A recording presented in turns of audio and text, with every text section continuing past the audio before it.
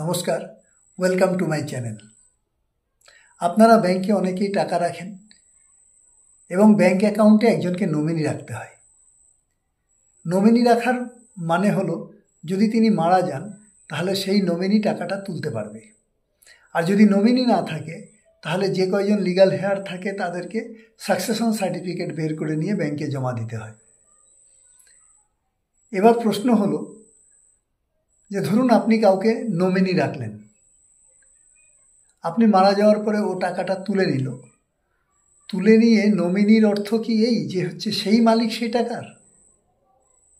না, নমিনির অর্থ হলো যে সে টাকাটা তুলতে পারবে, কিন্তু টাকাটা তোলার পরে সে লিগ্যাল হেয়ারদের মধ্যে ইকুয়াল ডিস্ট্রিবিউশন করতে বাধ্য।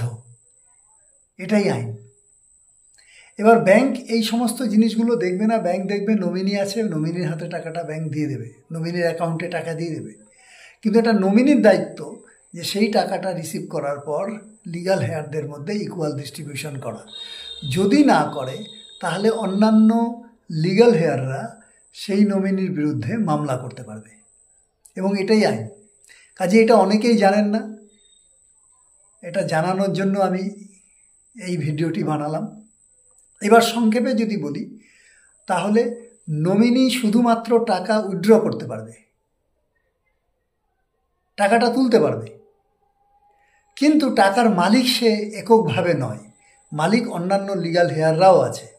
নমিনি সেই টাকাটা তুলে নিয়ে সেই লিগ্যাল হেয়ারদের মধ্যে ইকুয়াল ডিস্ট্রিবিউশন করতে বাধ্য। এটাই আইন।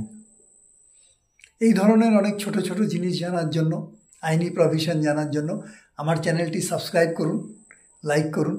Thank you.